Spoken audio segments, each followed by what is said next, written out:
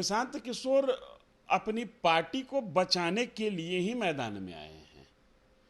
Plan leak नहीं हो रहा है, प्रशांत किशोर की पार्टी ही लीक हो रही है। क्योंकि पार्टी में इस बात को लेकर बहुत ज्यादा रोष था कि हम लोगों को चुनाव लड़वा दिया, हम लोग हार गए। हैवीवेट्स इन पर दबाव बनाए हुए थे कि भाई आप तो बहुत बड़े रणनीतिकार हैं, आप 2014 में नरेंद्र मोदी को जिता दिए, जहां जिता देते हैं वहां का ये दावा करते हैं, जैसे बंगाल में ममता बनर्जी को जिता दिए थे दावा करते हैं, अखिलेश यादव को नहीं जिता सके उसका दावा नहीं करते हैं। तो जो दावा करते हैं उसी दावे के आधार पर इनके सामने प्रस्तुत किया गया कि अब आप अपनी रणनीति को अपने ही ऊपर इंप्लीमेंट करके एक बार दिखाइए और जीत कर दिखाइए, ताकि हम लोगों का, इनके पार्टी के जो सेकंड लाइन की लीडरशिप है उनका हौसला अफजाई हो और वो पार्टी में बने रहें और पार्टी की सेवा करें। तो प्रशांत किशोर पहले तो ट्रैप हो गए अपनी ही पार्टी में, अपने अधीनस्थ, अपने से छोटे नेताओं के बीच में।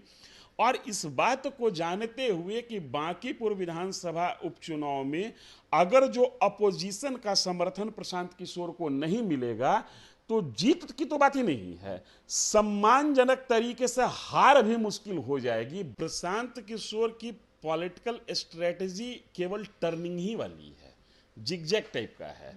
इस तरीके की हाइपोथेटिकल बात ये करते हैं जो बात जमीन पर जाते जाते धाराशायी हो जाती है। और अब तो बरसात का समय आ गया है, इंद्र की कृपा होगी और वो बातें जमीन पर धुल जाएंगी। तो यू टर्न इनको जैसे है क्या कि एक इन्होंने हवा क्रिएट किया। हम यूएन में थे तो भारत के स्वास्थ्य पर हमने एक रिपोर्ट बनाई, चार्ट में ये काम कर रहे थे, उस समय इनको भारत की चिंता हो गई और भारत के स्वास्थ्य पर इन्होंने एक रिपोर्ट बनाई। उस रिपोर्ट को ये मनमोहन सिंह को दिए, मनमोहन सिंह ने उस रिपोर्ट को नहीं लिया, लेकिन नरेंद्र मोदी मुख्यमंत्री थे गुजरात के, उन्होंने उस रिपोर्ट को लिया और उस रिपोर्ट पे काम किया और उसके बाद नरेंद्र मोदी इनको अपने साथ जोड़ लिए। ये बोलते हैं, इसका कोई प्रमाण न यूएन देता है, न गुजरात सरकार की किसी डॉक्यूमेंट्स में है, न मनमोहन सिंह सरकार के किसी डॉक्यूमेंट्स में है। तो ये कुछ ऐसी हाइपोथेटिकल बात करते हैं जिसका प्रमाण खोजना आम लोगों के लिए मुश्किल है। जैसे हमने नरेंद्र मोदी को जिताया। नमस्कार, आप देख रहे हैं 4 PM और मैं हूं अभिषेक मिश्रा। देखिए, बिहार में बांकीपुर विधानसभा सीट पर उपचुनाव हो रहा है और इस उपचुनाव के बीच भारतीय जनता पार्टी को अपना उम्मीदवार बदलना पड़ा। सवाल ये है कि ये भारतीय जनता पार्टी के लिए राजनीतिक मुसीबत का वक्त है या प्रशांत किशोर के लिए भी राजनीतिक मुसीबत का वक्त भी है। अब आप कहेंगे कि भाई प्रशांत किशोर भारतीय जनता पार्टी के खिलाफ चुनाव लड़ रहे हैं और भाजपा उम्मीदवार के खिलाफ मैदान में हैं, तो ऐसे में प्रशांत किशोर के लिए राजनीतिक मुसीबत के लिए का वक्त कैसे है अगर बीजेपी को अपना उम्मीदवार बदलना पड़ा है। तो दरअसल इस पूरे घटनाक्रम के पर्दे के पीछे जो कहानी सामने आ रही है, अलग अलग मीडिया रिपोर्ट्स में भी और जो जानकारी हमने इकट्ठा करने की कोशिश की उसमें भी, कि और हमने आपको बताया भी है कि प्रशांत किशोर की पार्टी में ही स्लीपर सेल है। प्रशांत किशोर बड़ा बम फोड़ने वाले थे बीजेपी उम्मीदवार के खिलाफ और फिर ये कहानी सामने आ रही है कि जनसुराज के नेता ने ही ये प्लान लीक कर दिया। हमारे साथ इसको डिकोड करने के लिए बिहार के सीनियर जर्नलिस्ट धीरेन्द्र सर हैं। सर, बहुत सारी कहानियां हैं। एक तो बड़ा सरप्राइजिंग डिसीजन सामने आया, बीजेपी का हो या फिर बीजेपी उम्मीदवार का हो, कि वो चुनाव नहीं लड़ेंगे बांकीपुर सीट से, नाम वापस लिया। और उसके बाद ये खबर भी कुछ मीडिया रिपोर्ट्स में चल रही है कि जनसुराज में बीजेपी का स्लीपर सेल है जिसने प्रशांत किशोर का प्लान लीक कर दिया, वो खुलासा बम फोड़ने वाले थे। देखिए, कल 2 चौंकाने वाली घटना हुई। एक तो कि बीजेपी ने जिस व्यक्ति को उम्मीदवार बनाया, जिसने नॉमिनेशन किया, उसने अपना नाम वापस ले लिया, और दूसरा दोबारा जिसको उम्मीदवार बनाया वो भी कोई वेटरन आदमी को नहीं बनाया, वो भी एक साधारण कार्यकर्ता को बनाया। तो बीजेपी का एक मैसेज तो क्लियर है कि बांकीपुर हमारा इतना बड़ा गढ़ है कि हम यहाँ से दिग्गज को नहीं, हमारा सामान्य कार्यकर्ता भी चुनाव लड़ेगा और दिग्गजों को हरा देगा। एक बात। दूसरी बात है, राजनीति शाम दाम दंड भेद का खेल है। प्रशांत किशोर जिस तरीके से माहौल बना रहे थे कि हम ये कर देंगे वो कर देंगे, प्रशांत किशोर के नाक के नीचे से प्रशांत किशोर की स्ट्रेटजी लीक हो गई। जो बात सामने यार सही है, लीक हो गई। अरे वो कुछ खास नहीं था। दरअसल जिस उम्मीदवार का नामांकन वापस हुआ, जिसने अपना नाम वापस लिया है, उसके घरेलू कलह का मामला था। चीजें वहीं से निकल रही थी। कोई व्यक्ति प्रशांत किशोर का उनके घर में घुसा हुआ था, जो वहां से मटेरियल ले रहा था, जिस मटेरियल के आधार पर प्रशांत किशोर विस्फोटक खुलासा करने वाले थे। लेकिन जब मटेरियल निकलने लगा तो वो रास्ता बदल लिया। वो प्रशांत किशोर के पास पहुंचने के पहले बीजेपी के बड़े नेताओं के पास पहुंच गया, और बीजेपी के बड़े नेताओं ने इस पर संज्ञान लिया और तत्काल एक्शन लिया और एक बड़ा मैसेज दिया कि अगर गलती से भी हमारे यहाँ कोई दागी को टिकट मिल जाए तो हम उस दागी के दाग से, पार्टी के दामन पर जो दाग लग रहा है, उसको तुरंत हम धो देते हैं। बीजेपी के पास डिटर्जेंट बड़ा हैवी वाला है। नहीं तो बीजेपी पर तो वॉशिंग मशीन का भी आरोप लगता है ना। तो वो तो वॉशिंग मशीन में कौन सा डिटर्जेंट इस्तेमाल हो रहा दिखा रही बीजेपी ना। ये जो वॉशिंग मशीन का आरोप बीजेपी पर है कि बाहर के लोग आके धुल जाते हैं, ऐसा नहीं है, बीजेपी अपना दाग भी धो रही है।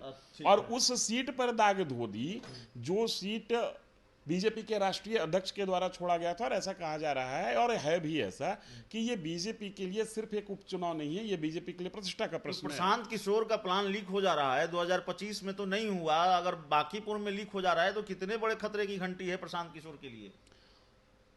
प्रशांत किशोर अपनी पार्टी को बचाने के लिए ही मैदान में आए हैं। प्लान लीक नहीं हो रहा है, प्रशांत किशोर की पार्टी ही लीक हो रही है। प्रशांत किशोर के पास मजबूरी था कि एक हारने वाला चुनाव वो लड़ें, ताकि कुछ दिनों तक, वो साल 2 साल नहीं टिका पाएंगे, कुछ दिनों तक पार्टी के जो बड़े चेहरे हैं उनको वो रोक के रख सकें। क्योंकि पार्टी में इस बात को लेकर बहुत ज़्यादा रोष था कि हम लोगों को चुनाव लड़वा दिया, हम लोग हार गए। ओवरऑल प्रशांत किशोर की पार्टी को 4% के आसपास वोट आया था 2025 के विधानसभा चुनाव में, और ये अपनी छवि को बचाने में कामयाब रह गए। तो जो हैवी वेट्स, इनकी बंद मुट्ठी नहीं खुल रही हाँ, है। तो जो हैवी वेट्स इनकी पार्टी में जुड़े थे, वो हैवी वेट्स इन पर दबाव बनाए हुए थे कि भाई आप तो बहुत बड़े रणनीतिकार हैं, आप 2014 में नरेंद्र मोदी को जिता दिए, जहां जिता देते हैं वहां का ये दावा करते हैं, जैसे बंगाल में ममता बनर्जी को जिता दिए थे, दावा करते हैं। अखिलेश यादव को नहीं जिता सके, उसका दावा नहीं करते हैं। तो जो दावा करते हैं उसी दावे के आधार पर इनके सामने प्रस्तुत किया गया कि अब आप अपनी रणनीति को अपने ही ऊपर इंप्लीमेंट करके एक बार दिखाइए और जीत कर दिखाइए, ताकि हम लोगों का, इनके पार्टी के जो सेकंड लाइन की लीडरशिप है, उनका हौसला अफजाई हो और वो पार्टी में बने रहें और पार्टी की सेवा करें। तो प्रशांत किशोर पहले तो ट्रैप हो गए अपनी ही पार्टी में, अपने अधीनस्थ, अपने से छोटे नेताओं के बीच में। और इस बात को जानते हुए कि बांकीपुर विधानसभा उपचुनाव में अगर जो अपोजिशन का समर्थन प्रशांत किशोर को नहीं मिलेगा तो जीत की तो बात ही नहीं है, सम्मानजनक तरीके से हार भी मुश्किल हो जाएगी। बावजूद इसके इस चुनाव में इनको कूदना पड़ा, और हुआ वही, अपोजिशन बिखर गया। प्रमुख विपक्षी पार्टी राष्ट्रीय जनता दल ने अपना उम्मीदवार उतार दिया, और छोटी छोटी अनेक पार्टियों के उम्मीदवार उतरे हुए हैं। टर्न भी प्रशांत किशोर बड़ा कमाल का लेते हैं। 2025 के विधानसभा चुनाव से पहले कहा कि नीतीश कुमार की पार्टी को अगर 25 सीटें आ गई तो हम राजनीति छोड़ देंगे। बाद में जब 25 से ज्यादा सीटें आ गई तो प्रशांत किशोर ने कहा कि मैं क्या हूं, मैं कौन से पद पर हूं कि छोड़ दूं, किस पद से इस्तीफा दे दूं। तो यू टर्न बड़ा कमाल का लेते हैं प्रशांत किशोर। प्रशांत किशोर की पॉलिटिकल स्ट्रेटेजी केवल टर्निंग ही वाली है, जिगजैग टाइप का है।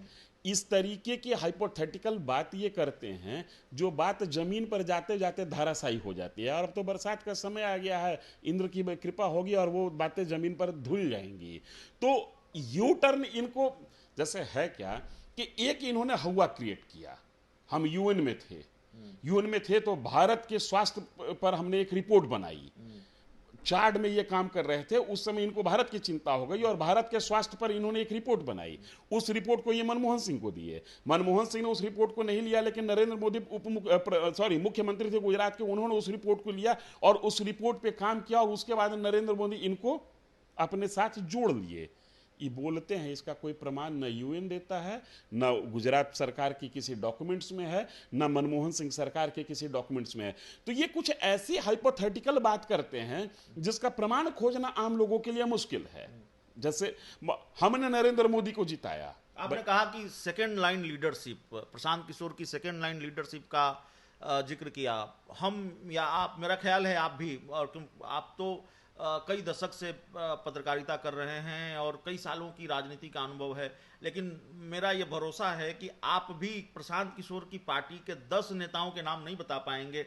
सेकंड लाइन लीडरशिप क्या है उनकी पार्टी में, 10 कौन से नेता हैं? हमने तो देखा कि भाई वो अपनी टीम के लोगों के साथ मीटिंग करते हैं, नेताओं की कमी तो है। 2025 के विधानसभा चुनाव के समय जब ये प्रेस कॉन्फ्रेंस करते थे और इनके आगे पीछे जो लोग बैठते थे वो कोई भी जन स्वराज का व्यक्ति नहीं था।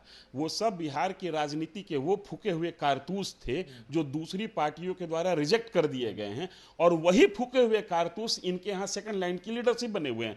अमूमन तौर पर अधिकांश नई पॉलिटिकल पार्टी में यही होता है। ये कोई अतिरेक वाला मसला नहीं था। अतिरेक वाला मसला ये था कि 2025 के विधानसभा चुनाव के समय प्रशांत किशोर ने कहा था कि हम नए लोगों को मौका देंगे, लेकिन जितनी सीटों पर इन्होंने उम्मीदवार लड़ाया उसके कम से कम चौथैया से लेकर 1/3 सीट पर तो जरूर ऐसे उम्मीदवार थे जो दूसरी पार्टी में सेवा दिए, वहां रिजेक्ट हो गए, तो इनकी पार्टी में आया और इनकी पार्टी से उनको टिकट मिल गया। तो प्रशांत किशोर अपनी ही बात से पलट गए। वहां पर खुद कहे चुनाव लड़ेंगे, नहीं लड़े, फिर पलट गए। कहे कि नीतीश कुमार को 25 से ज्यादा सीट आ जाएगा तो राजनीति छोड़ देंगे, राजनीति नहीं छोड़ा, पलट गए। तो वास्तव में पलटू राम के साथ ये काम किए हैं और इनका चरित्र, राजनीतिक चरित्र भी पलटने वाला है। मुझे तो ऐसा लग रहा है कि ऐसा ना हो कि ये विधानसभा चुनाव, उपचुनाव जो है इसके माने होते होते भर में एक आध घुलटनिया फिर मार दें। आखिरी सवाल है, प्रशांत किशोर जो कह रहे हैं कि जन स्वराज को कोई, माफ कीजिएगा, बीजेपी को कोई हरा पाएगा तो जन स्वराज ही हरा पाएगा, महागठबंधन नहीं हरा पाएगा। क्या आधार हो सकता है? प्रशांत किशोर के इस कॉन्फिडेंस का क्या राज है? जितने लोगों ने नॉमिनेशन किया है उसमें 2-3 निर्दलीय भी हैं, उनसे पूछिए, वो भी यही कहेंगे कि बीजेपी को बांकीपुर में कोई हरा सकता है तो हम हरा सकते हैं। भाई ये उम्मीदवार की भाषा होती है। वो क्या कहेंगे कि हम ना हरा सकते हैं? तो सवाल होगा ना कि ना हरा सकते हैं तो लड़का के लिए रहे हैं। जब तक वो हार नहीं जाएंगे तब तक उनको यही कहना है, यही राजनीतिक रवायत है, यही पॉलिटिकल डायलॉग है कि मैं ही बीजेपी को हरा सकता। हार जाएंगे तो क्या कहेंगे? अभी से कह रहे हैं कि मैंने अनसेफ सीट चुनी। हार जाएंगे तो उसका रास्ता वो पहले ही चुन लिए कि हार जाएंगे तो क्या कहेंगे। मैंने उनका कहीं बयान सुना है कि मैं जीतूंगा तभी जब बीजेपी के लोग हमको वोट करें, मैं जीतूंगा तभी जब आरजेडी के लोग वोट हमको करें, मैं जीतूंगा तभी जब बांकीपुर की जनता घर से बाहर निकलकर हमको वोट करे, मैं जीतूंगा तभी जो लोग वोट नहीं करते हैं वो घर से निकले और हमको वोट करें। तो वो रास्ता खोज लिए हैं। कहेंगे बीजेपी के लोग हमको वोट नहीं किए, आरजेडी के लोग हमको वोट नहीं किए, जो मतदाता वोटिंग के दिन घर से बाहर नहीं निकलते हैं वो हमको वोट नहीं किए, इसलिए हम नहीं जीते। वो भाई इतना स्मार्ट तो वो बंदा है कि 3 अगस्त को उनको जो बयान देना है उसकी भूमिका वो आज से तैयार कर रहे हैं। तो इस पूरी रिपोर्ट में इतना ही। बहुत बहुत धन्यवाद।